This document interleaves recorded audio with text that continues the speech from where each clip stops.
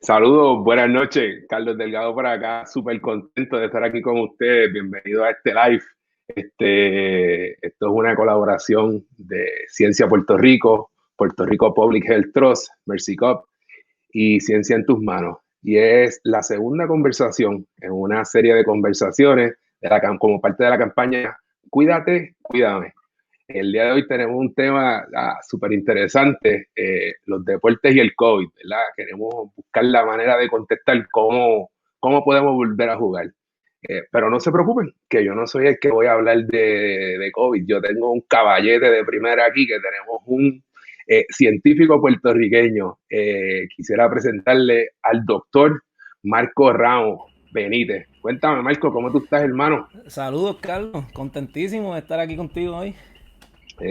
Qué bueno, qué bueno. Bueno, yo creo que esto es lo más importante que tenemos que decir hoy. Bueno, quizás decir muchas cosas importantes hoy, pero yo quisiera reconocer, ¿verdad? Y compartir con la gente quién es Marco, ¿verdad? Doctor Marco Ramos Benítez tiene un doctorado en microbiología, investigador postdoctoral en el Instituto Nacional de Salud de Estados Unidos. Él dedica su carrera a estudiar diferentes enfermedades infecciosas como el ébola y ahora el COVID. Actualmente lidera varios proyectos que buscan entender qué factores contribuyen a la severidad de COVID-19 y es colaborador en estudios de nuevos tratamientos actualmente en fase de ensayo clínico. Además, es el director de la organización Ciencia en tus manos. Eso inmediatamente te cataloga como un experto en COVID, así que yo Eso. casi me callo y tú hablas. Cuéntame, ¿cómo tú estás, mi hermano? Estoy bien. Aquí, como te dije, súper contento de estar aquí. Los expertos sí, eso dicen algunas personas. Vamos a ver, yo creo que lo más importante es facilitar la información, ¿verdad? Para que la gente tenga la información de primera mano, información fácil de digerir, como uno dice, que en arroz y habichuela. Así que nada, para eso estamos, responder todas las preguntas que podamos, hablar un poco de deportes que me encantan y cómo podemos, ¿verdad? Balancear esta cosa y pronto volver a jugar. Sí, definitivamente. Yo pienso que el balanceo es una cosa importante porque entendemos cuánto estrés puede esto causar, cuán ansiosa puede estar la gente y pues yo como padre, ¿verdad? Ahora no estoy hablando como deportista, a mí también me encantan los deportes y nos da tristeza no poder verlo, pero como papá tengo unas preocupaciones y no necesariamente queremos quedarnos en el tema de deportes, sino deportes y recreación, ¿verdad? Claro, Entendemos que el deporte y la recreación es parte esencial de la salud mental y totalmente. qué podemos hacer, ¿verdad? En estos tiempos, Marcos, ¿cuál es tu recomendación para que los niños empiecen a jugar? ¿Qué maneras seguras tenemos para volver a jugar y que ellos socialicen en lo que puedan con otras personas? Mira, esa es excelente pregunta. Y hay diferentes, ¿verdad?, cosas que contemplar en esto. Yo creo que cuando uno piensa en el deporte como recreación, lo primero que uno piensa es que es importante, ¿verdad?, para la salud física y para el bienestar, básicamente. La Organización Mundial de la Salud también recomienda el deporte. Creo que son de al menos 150 horas de actividad física a la semana o de si 75 horas si ya es actividad física más extrema. Así que sin duda, y estas cosas ayudan, ellos indican con el estrés, ayudan con básicamente manejar momentos de crisis, como lo que estamos pasando ahora de la pandemia, que no es secreto para nadie. Así que, ¿qué cosas podemos hacer? Yo creo que lo primero que podríamos contestar es qué factores tienen que estar en su lugar, ¿verdad? Tiene que haber una estructura, sea del gobierno, sea de las ligas, sea por los padres, por comunidades. Tiene que haber una estructura donde se permita, ¿verdad?, el juego de forma segura.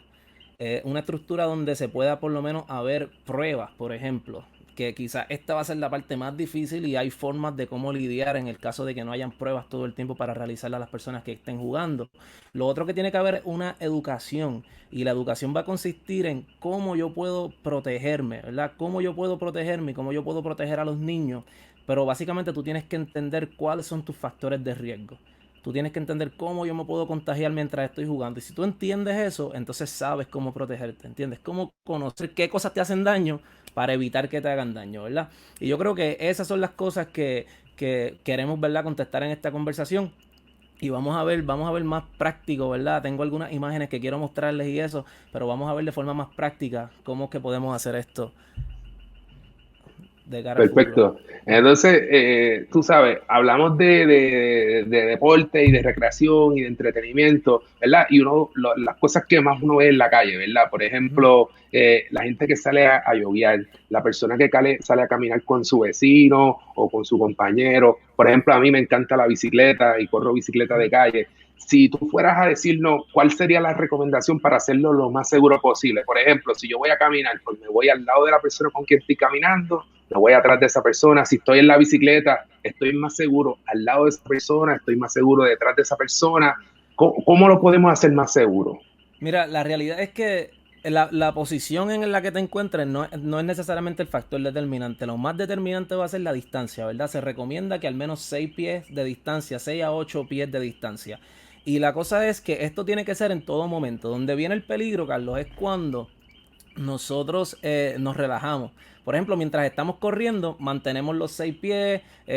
Si tú eres más rápido que el amigo tuyo que viene corriendo, pues siempre va a haber más de 6 pies, o si es lo contrario. Así que ahí la distancia no va a ser problema. Pero de repente están en la calle y se detienen en un semáforo. Entonces en el semáforo se detiene uno al lado del otro y ya ahí dejaron de guardar la distancia, hablaron, se compartieron algo sin mascarilla, entonces siguieron corriendo. ¿Ves? Entonces todo el esfuerzo durante la corrida se puede ver reducido a un momento o dos momentos donde hubo una exposición, ¿verdad? Entonces, esas son las cosas que uno tendría que tener más cuidado.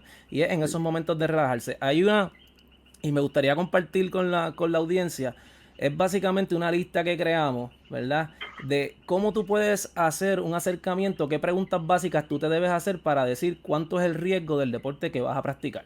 Por ejemplo, la primera pregunta que te debes hacer es el tipo de deporte que estás haciendo. ¿Es un deporte de contacto? ¿Es un deporte individual? Una vez te haces esa pregunta, puedes ir a la pregunta 2 y decir, ¿se comparte equipo? Por ejemplo, hay un balón, es baloncesto y hay un balón, o es el tenis, que aunque es individual, pues sigue siendo un deporte donde se comparte equipo, se comparte la verdad la pelota.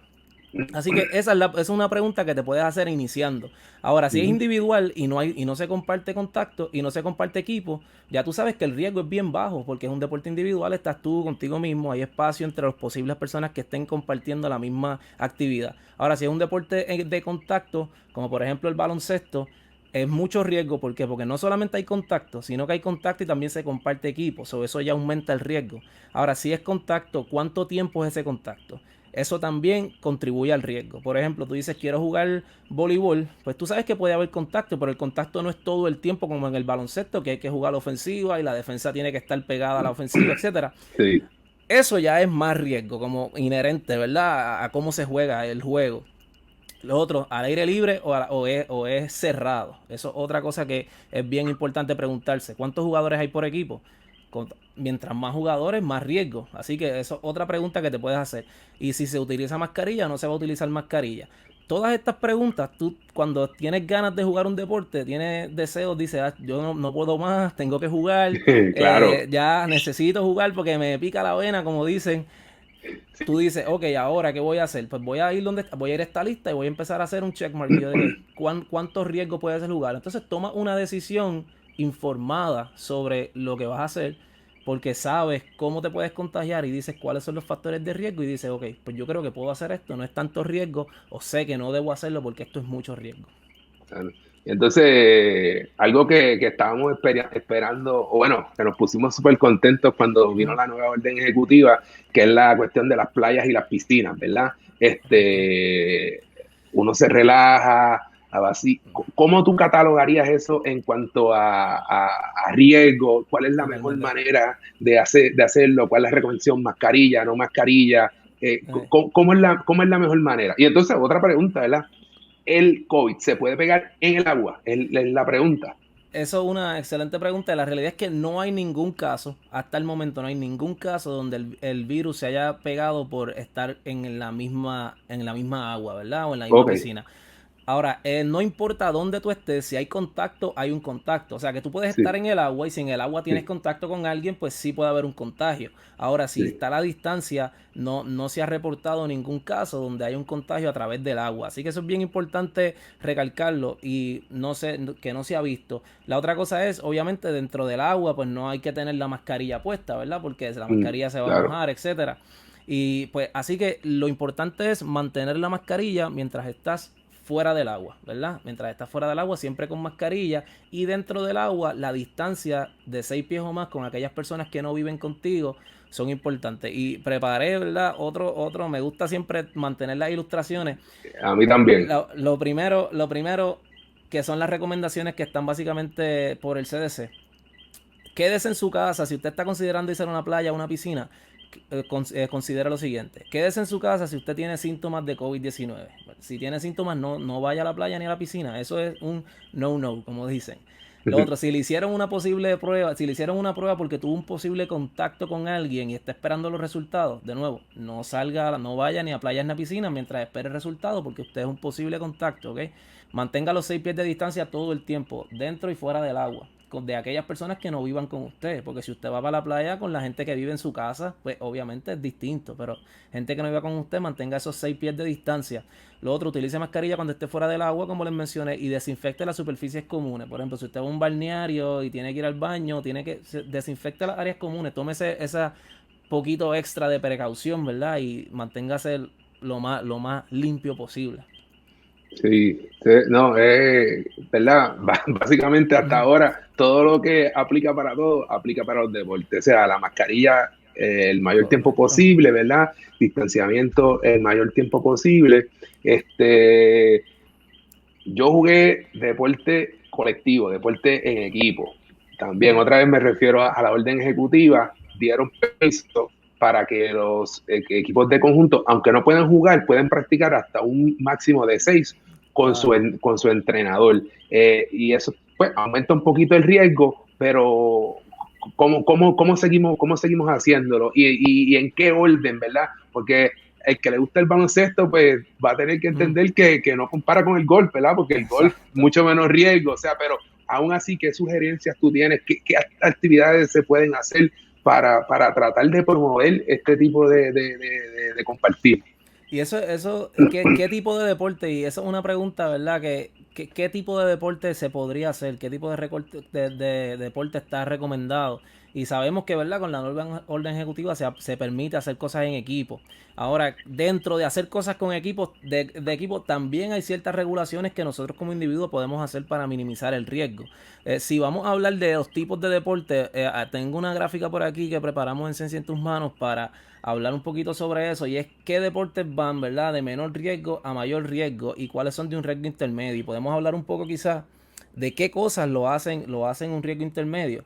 Por ejemplo, un menor riesgo, pues piscicampo. Las personas que van a correr, se mantiene siempre la distancia, las diferentes medidas de protección y se puede hacer piscicampo con poco riesgo, ¿verdad? El ciclismo, que lo hablamos, ¿verdad? Mantener la distancia y también es menos riesgo. Ahora, está también deportes como el tenis, deportes como la natación, deportes como el golf, que son deportes donde hay poco contacto y son menos riesgo. Ahora, un riesgo intermedio podría ser el béisbol y el voleibol. Cuando, por ejemplo, el contacto y Carlos Delgado más que nadie sabrá de esto, porque pasaba bastante tiempo en las bases, ¿verdad? Pero Trataba. el contacto el contacto ocurre en las bases, ¿verdad? Porque mientras tú estás Sí, en el home no hay contacto con otras personas, el catcher está cerca, pero no lo suficientemente cerca. Así sí. que el contacto ocurre en las bases y por tal razón es un contacto intermedio. ¿Por qué? Porque el tiempo de contacto pues no es tanto. A menos que tú seas el primer bate y bate, entonces después hayan 3 bases por bolas corridas y después entonces ya ahí tuviste un tiempo en contacto, pero Yo, pero Marco, ¿sabe que yo creo que podemos modificar, podemos cambiar una regla aquí para poder cuéntame. jugar un poquito de ball? Pues vamos a hacer un compromiso, no podemos robar base, o sea que no hay necesidad de que el primera base te aguante en primera, Ya, entonces pues no hay contacto, está por lo menos a 6 pies y ok. todo el mundo juega. En el dogado pues se separan, Ah, ¿verdad? Y cuando estás en primera, pues yo me comprometo a no robar base y tú te comprometes a no cubrir la base. mira, ¿Qué pues tú yo creo crees? que podemos someter eso a la MLB. Yo creo que ¿Qué tú crees? todos los pitchers te lo van a agradecer. Y muchos catchers, Hay muchos catchers. más que nada los que tienen el brazo un Ah, poquito ah, Hay lastimado. que, hay que preguntarle a Yadiel Molina qué piensa de esa regla de que no se pueda robar base. No, porque ahí está, ahí es que Yadiel se Sí, luce. sí. Y como te digo, hablando de MLB, obviamente MLB, NBA, NFL, Ujú. están tratando de jugar, bueno, están jugando sus temporadas, ¿verdad? Correcto. La NFL, la NBA con un concepto más de burbuja, la NFL, una burbuja en el compound donde ellos están, y MLB pues está viajando. Claro, ellos tienen unos recursos Exacto. casi ilimitados, pero el otro día hablábamos, ¿verdad? Cuando estábamos conversando para esto, que hay algunas sugerencias, algunas ideas para nosotros, digamos, para hacer un torneo, para hacer algún tipo de competencia en grupos más pequeños. ¿Qué hay? ¿Qué es lo último? ¿Qué alternativas tenemos? ¿Verdad? Tú sabes, ¿qué se le Mira, puede decir a los municipios, a los alcaldes, al gobierno? Obviamente quizás no podemos hacer un torneo estatal donde juegue todo el mundo contra todo el mundo, pero claro. ¿qué podemos hacer? Mira, hay varias cosas que se podrían hacer y obviamente una de las mejores cosas sería pues, hacer pruebas. Hacer pruebas Sí, sería una forma, esa sería la forma como le dicen el gold standard. Hacer sí, pruebas y ahora que hay unas pruebas que son más rápidas, ¿verdad? Porque son las pruebas de saliva que tienen un permiso, una aprobación de emergencia para uso de emergencia, que es lo que está usando la NBA. Por ejemplo, ese tipo de cosas que son cosas que no cuestan tanto dinero, yo creo que el promedio de esa prueba está entre 3 a 4 dólares por prueba. Estamos hablando de una prueba que no es tanto dinero y eso se podría implementar quizás más para ligas profesionales, pero en lo que es recreativo o torneos de municipio, por ejemplo, se puede hacer torneos que sean por área, ¿verdad? Por ejemplo, este grupo de niños siempre juega con este otro grupo de niños, ¿verdad? Y entonces se mantienen jugando entre las mismas personas para evitar tanto contacto cruzado. Así que eso puede ser otra forma en que un municipio podría organizar un torneo para que los niños que estaban acostumbrados a jugar baloncesto todos los años en la liga del municipio y era parte de su desarrollo como individuo, ¿verdad? Porque el deporte no solamente te desarrolla físicamente, desarrolla competitividad, desarrolla aptitudes, ¿verdad? En cuanto a personalidad también. Así que esas cosas se podrían hacer. Ahora, dentro de practicar deportes, hay diferentes formas de hacerlo, ¿verdad? Y quiero presentar esta otra gráfica porque me parece también súper buena para poder ponerlo en contexto. Si tú uh-huh, estás practicando deporte, hay riesgos en la práctica del deporte, pero ¿cómo minimizamos, verdad, los riesgos dentro del deporte? Y por ejemplo, lo menos riesgo que tiene es practicar solo, hacer drills como uno dice, un batting practice como en el caso sí, del béisbol, ahí no hay riesgo ninguno, ese eres tú, quizás un pitcher lanzando la pelota y prácticas del mismo equipo, ¿verdad? Que esto serían ya sus 5 o 6 personas practicando entre ellos mismos, eso ya sería menos riesgo también, porque son las mismas personas todo el tiempo jugando, ¿verdad? Entonces, si tú controlas o las personas se comprometen, ¿verdad? A controlar su comportamiento cuando salen del juego, ya se minimiza el riesgo, ¿verdad? Porque tienes personas que se están controlando, entonces juegan entre ellos mismos y ya es como un código de honor, como dirían, donde todo el mundo se mantiene jugando entre ellos mismos y se cuidan unos a otros, como la familia hace entre ellos en el hogar.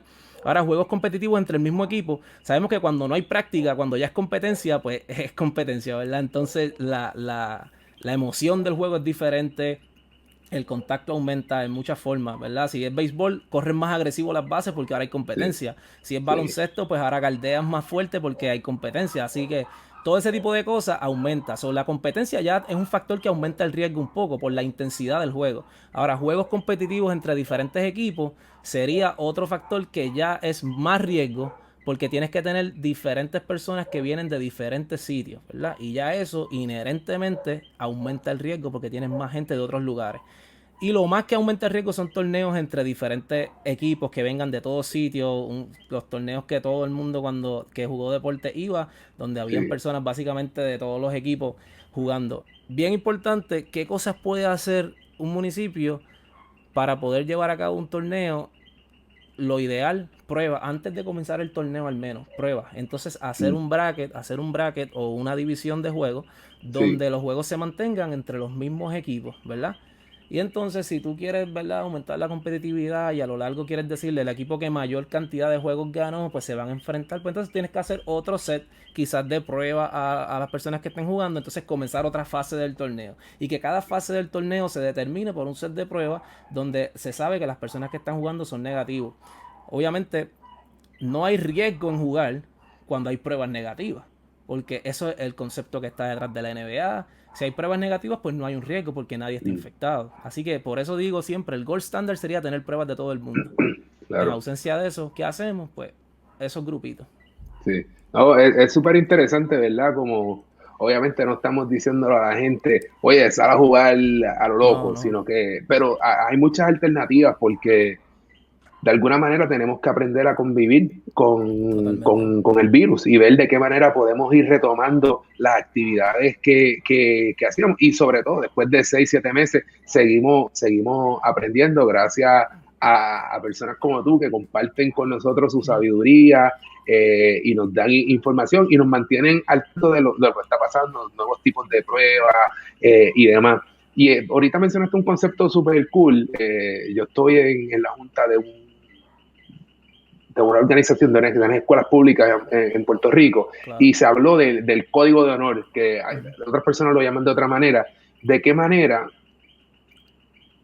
dos núcleos, ¿verdad? O tres núcleos que no son de la misma familia, pero que han hecho este compromiso, saben que están negativos y han hecho este compromiso de cuidarse y estrictamente compartir con esta familia para cuestiones educativas, pero me imagino que también puede funcionar bien para cuestiones recreativas. No es lo mismo tú jugar todo el tiempo voleibol con tu hermanita que poder compartir con la vecinita de al lado, que ya Ujú. está este código de honor, donde pues mira, yo me comprometo a estar, ¿verdad? Y me gusta mucho esa idea y lo vi para el área de educación, y la gráfica pues lo explica súper bien, pero ¿cómo te digo?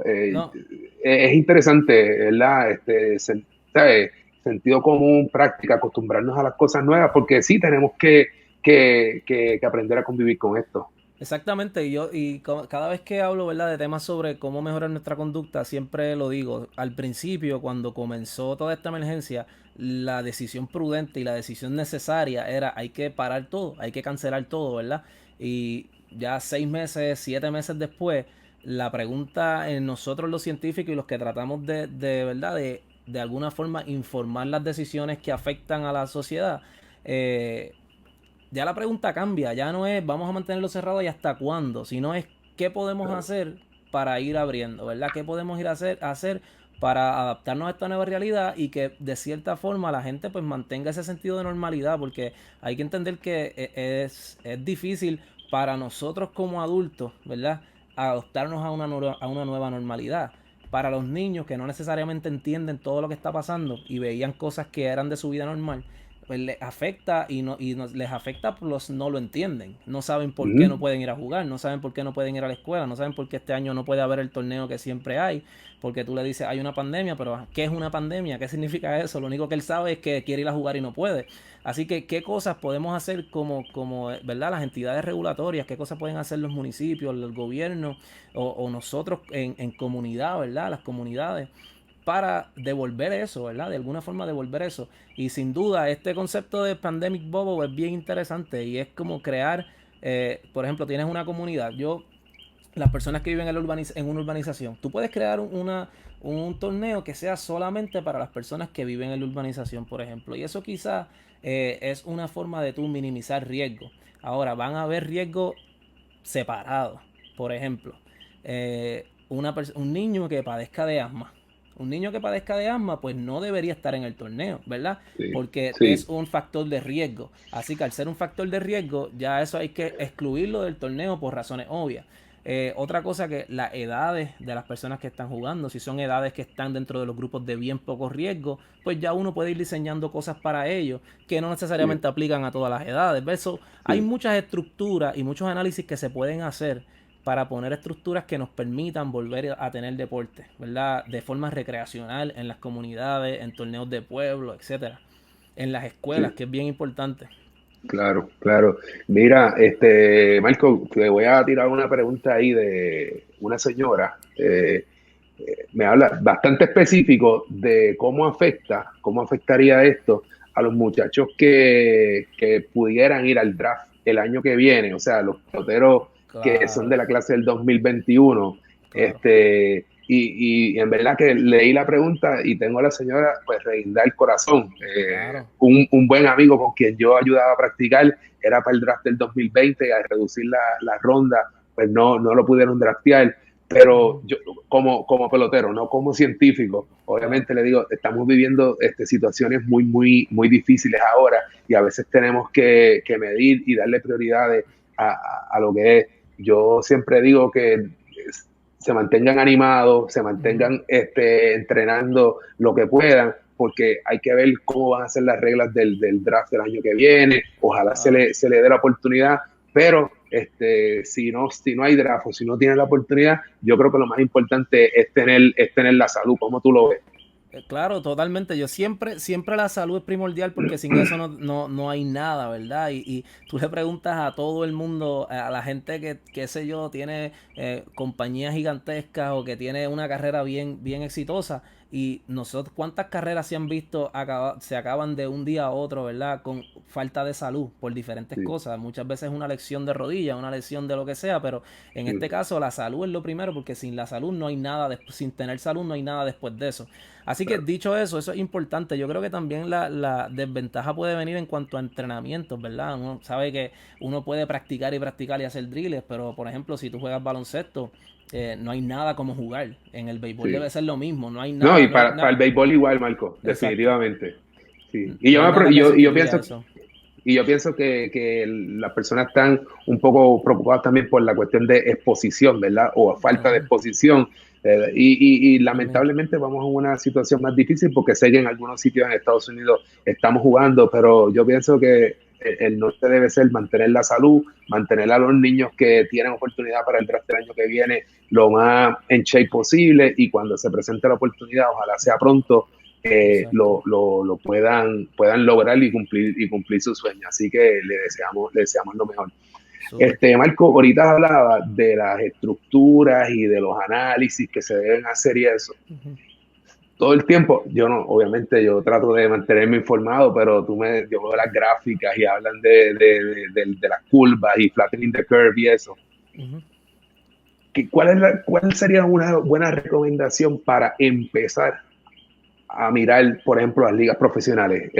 Obviamente esto no tiene nada que ver bueno, tiene que ver con el BCN, pero no en el timing, sino en el Claro. contexto de dentro de la pandemia, Ujú. cuando nosotros vamos a pensar, mira, esto está bajando, vamos a empezar a mirar la liga de béisbol invernal, vamos a mirar la liga de voleibol superior, vamos a Claro. mirar el BCN, aunque ellos están hablando de la burbuja. O sea, ¿cuál es el número? ¿Cuál es un buen indicativo? Mira, yo creo que el indicativo, en cuanto a casos, es difícil decir cuando bajemos de tal número de casos, quizás ya podemos empezar a abrir los juegos, porque lo que esto comprende, ¿verdad? Es mucha gente en un mismo sitio, que es ciertamente el factor de riesgo más grande, que son las actividades de muchas personas. Ahora, siempre que hay un sistema de pruebas, y recalco lo mismo, siempre que hay un sistema de pruebas en place, es posible jugar, ¿verdad? Y esto es lo que están haciendo casi todas las ligas profesionales en Estados Unidos que ya empezaron a jugar. Obviamente hay unas que son con concepto de burbuja, otras que son básicamente haciendo pruebas. Esto requiere recursos, muchos recursos y facilidades, ¿verdad? Como te digo, la liga es la que se encarga de proveer esas estructuras y ciertamente la liga tiene que tener la capacidad y el personal para hacerlo. Así que dicho eso, esa es la forma más segura que yo veo de que puedan haber ligas profesionales. Obviamente todo esto es sin público, porque ya el Claro. público añade otro factor de riesgo gigantesco. Ahora, ¿cuán sostenible es ligas profesionales en Puerto Rico sin público? ¿Verdad? Porque sabemos que en Estados Unidos mucho de ese revenue, de esas ganancias vienen por la televisión, vienen por los Ujú. auspicios, etcétera. En Puerto Rico no tengo todos los datos, pero me parece que no es la misma realidad, ¿verdad? Porque depende más de la No, no, gente es, que va. no es la misma realidad. No es la misma realidad. No tienes el mismo revenue que tiene la No, NFL ni el no, NBA. No. no necesariamente en el número de revenue, pero quizás ajustándolo a la escala de que es un país más pequeño, que las ligas más pequeñas, etcétera, pero aún Sí, así la se me fue la palabra, pero televisar los juegos, ¿verdad? Sí. No es una fuente de ingreso grandísima, al menos no que me conste. Entonces depende, ¿verdad?, de ir a las canchas, etcétera, que no va a ser una realidad. Así que hay mucho que hay que contemplar ahora. Sabemos que los jugadores también dependen, ¿verdad? Sus sueldos dependen de jugar y otras cosas. Sabemos que las ligas profesionales, pues hay familias que dependen del juego. Así que yo creo que, de nuevo, hay que buscar una forma de tener las pruebas. Y yo creo que este sistema de pruebas de saliva que desarrolló la Universidad de Yale con la NBA es una opción bien viable porque reduce los costos, la toma de muestra no es tan difícil. Así que ese tipo de cosas se deben explorar, por cierto. Y Marco, esas pruebas de saliva están disponibles en Puerto Rico. ¿Cuánto, por ejemplo, el otro issue es los resultados? Si te hacen la prueba hoy, ¿cuándo tú obtienes el resultado? ¿Cómo funciona? Sí, porque aquí mucho tiempo hemos hablado, ¿verdad? Por Ujú. lo menos yo he visto la serológica Claro, y la PCR, ¿verdad? El exacto. swab y la pruebita de sangre. Esa prueba de saliva, ¿cómo funciona y dónde está? Mira, ¿dónde está la buena pregunta? Si podemos adquirirla. Sabemos que hay gente que la tiene. Ahora mismo esa prueba tiene la aprobación de uso de emergencia por la FDA, por la agencia Okay. reguladora. Así que está regulada, se puede utilizar, ¿verdad? Y lo que hizo esta prueba básicamente es que cortaron el tiempo y lo complicado que es. Pero ahora el resultado es el mismo resultado que te daría una prueba de PCR o un swab, ¿verdad? Es el Sí. mismo tipo de resultado que mide la presencia del material genético del virus, básicamente, detecta el virus. Así que lo que pasa es que toma la muestra de un sitio diferente y la forma en que se procesa la muestra es diferente.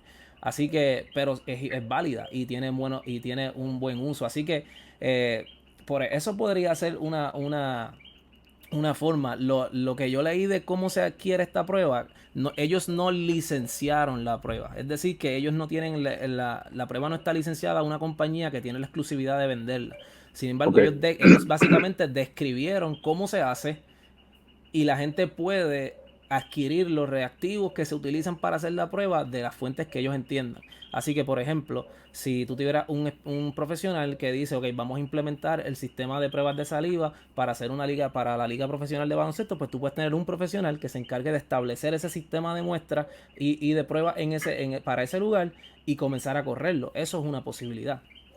Así Eso que, suena como tremenda herramienta de desarrollo de económico para Puerto Rico. O sea, que hay gente súper capacitada, buenos científicos, gente que, mira, si la fórmula existe, como dicen, si la receta está, no sé sí. si está en arroz y habichuela, Ujú. pero algo que pudiéramos producir en Puerto Rico, que tanta falta hace, trabajo para la Claro. gente, se pueden utilizar en la liga de aquí, se puede exportar. Sí. No, como te digo, no sé cuán complicado es, pero escuchándote, yo sé que aquí hay gente muy creativa que tiene y bien preparada, que son cosas que Totalmente. nosotros podemos hacer. Mira, y me dice, leo aquí de Daniel, salud Daniel, que él pone que ya Core Plus hace la prueba de saliva en Puerto Rico, puse en los comentarios. Así que mira, ya hay compañías, ¿verdad?, que lo están haciendo en Puerto Rico. Así Pues, que, por ejemplo, asociaciones, ¿verdad?, entre estas personas que hacen esta prueba, tratar de determinar, son cosas que se pueden hacer, que se podrían mirar, ¿verdad? Hay que tener recursos para eso y estructuras, pero sí, yo pienso que cuando uno contempla no solamente el factor de entretenimiento y de las ligas profesionales, sino el factor de que es la fuente de ingreso principal y quizás única en algunas familias en Puerto Rico, pues entiendo que es algo que se debe mirar, ¿verdad?, con bastante diligencia. sí, sí, definitivamente en esa misma línea lo vimos este año con el sinnúmero de peloteros en las ligas menores puertorriqueños, que al cancelar las ligas menores, pues muchos dependen de ese ingreso y, oye, tú estás ahí en AAA con la oportunidad de ganar de liga y no se te presentó, pero a eso le damos ánimo, le mandamos buena vibra, que sigan Exacto. trabajando, que esto es un año definitivamente extraordinario, vamos a aprender de las lecciones que nos enseñó, nos va a Ujú. fortalecer y seguir para adelante, así que le deseamos lo mejor. Marco, habíamos hecho más o menos un compromiso de estar cerca de la media hora, no queremos Claro. abusar de la gente para que vaya a comer, pero sí quería, antes de que tú cierres, darte las gracias porque en verdad ha sido enriquecedor para mí esta conversación y las que hemos tenido antes, como que en preparación para esto, es bueno ver gente joven puertorriqueña echando para adelante y lo que hace, además de esto, lo que hace en las redes, compartiendo información con el público definitivamente, porque definitivamente crea ansiedad. Así que Claro. te lo agradezco, te dejo para que tú cierres, ¿verdad? Porque como te digo, el experto que eres tú, ha sido un verdadero privilegio conversar contigo. No, y te digo, el privilegio es mío, o sea, todo el que crece en Puerto Rico haciendo deporte y jugando béisbol y Gracias. ¿verdad? Lo importante que ha sido tu carrera y todo lo que has hecho por Puerto Rico en el deporte, así que te damos también gracias por la oportunidad. Y para cerrar, las cosas básicas que siempre hay que recalcar, mantenga la distancia, ¿verdad? Esos 6 pies de distancia son importantes, el uso de mascarilla, y voy a citar a Marieli, sobre la boca y sobre la nariz. Y bien Doctora, importante, la doctora es Marieli. doctora Marieli González, a.k.a. doctora sobre la boca y sobre la nariz. Así mismo es bien importante, mascarilla sobre la boca y sobre la nariz. Eh, otra cosa, el lavado de manos, bien importante. Practicar los deportes se puede hacer, o sea, hay deportes que se pueden hacer.